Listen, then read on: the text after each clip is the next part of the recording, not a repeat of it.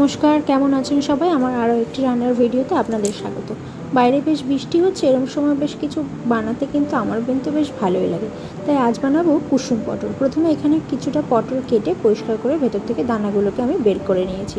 আর এদিকে একটা মাঝারি সাইজের পেঁয়াজকে খোসা ছাড়িয়ে ভালো করে ধুয়ে একদম মিহি করে এখানে আমি কুচি করে নেব সমস্ত পেঁয়াজটাকে। যতটা কুচি করা সম্ভব ঠিক সেরকমই আমি একদম ঝিরিঝিরি করে পেঁয়াজটাকে কুচিয়ে নেব।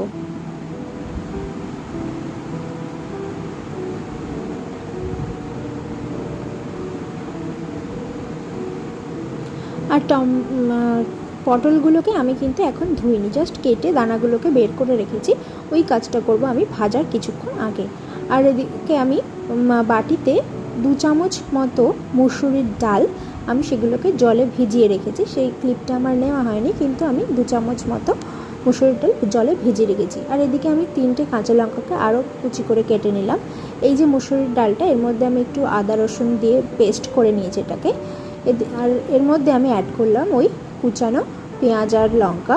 তার মধ্যে একটু দিয়েছিলাম হলুদ গুঁড়ো, লঙ্কার গুঁড়ো, আর দিলাম একটু জিরে গুঁড়ো, 1-2 চামচ মতো চালের গুঁড়ো, একটু নুন, একটু মিষ্টি আর সামান্য একটু বেকিং সোডা দিয়ে সব কিছুকে আমি একদম ভালোভাবে এর সাথে মিশিয়ে নেব। এবারে এর মধ্যে মেন ইনগ্রিডিয়েন্টস সেটা হলো কুসুম। এই রেসিপিটার নাম নাম দিয়েছি কুসুম পটল। এই ডিমের যে কুসুমটা আছে এটাকে আমি এর মধ্যে অ্যাড করব। যেহেতু আমি ডালটাকে পেস্ট করার সময় কোনো রকম জল ইউজ করিনি, সেজন্য একদম এটা শুকনো ছিল। এই কুসুমটাকে দিয়েই এটাকে আমি জলের অভাবটা মিটিয়ে দিলাম। কুসুমটা দিয়ে এটাকে আরও একবার খুব ভালোভাবে এটাকে মিশিয়ে নিলাম। এবার ভাজার আগের মুহূর্তে আমি এখানে পটলগুলোকে ভালো করে ধুয়ে একটু নুন একটু হলুদ দিয়ে পটলের মধ্যে খুব ভালো করে মিশিয়ে নিলাম প্রত্যেকটা পটলের মধ্যে। এবার ওই যে পুরটা তৈরি করেছিলাম ওই পুরটাই আমি এই পটলের মধ্যে দিয়ে দিলাম। খুব বেশি দেবো না, যতটা পরিমাণ দরকার ঠিক ততটাই দেবো।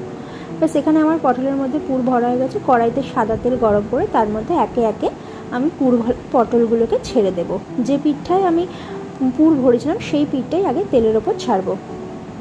এখানে আমি পটলগুলোকে একদম ধিমি আঁচে এপিট ওপিট করে খুব ভালোভাবে ভেজে নেব। খেতে কিন্তু এইটা খুব ভালো লাগে, ভাতের সাথেও, গরম ভাতের সাথেও খাওয়া যেতে পারে, আবার সন্ধেবেলার টিফিন হিসেবেও এটাকে খাওয়া যেতে পারে। ভীষণ ভালো হয় খেতে, দারুণ টেস্টি একটা রেসিপি। আমার শাশুড়ি মার রেসিপি, এটা দারুণ লাগে খেতে। আজকের মতো ভিডিওটা এখানেই শেষ করলাম। পারলে এই রেসিপিটা অবশ্যই বাড়িতে ট্রাই করো। ফেসবুক থেকে দেখলে পেজটাকে অবশ্যই ফলো করে দিও, ইউটিউব থেকে দেখলে পেজটাকে অবশ্যই সাবস্ক্রাইব করে দিও। আজকের মতো বাই।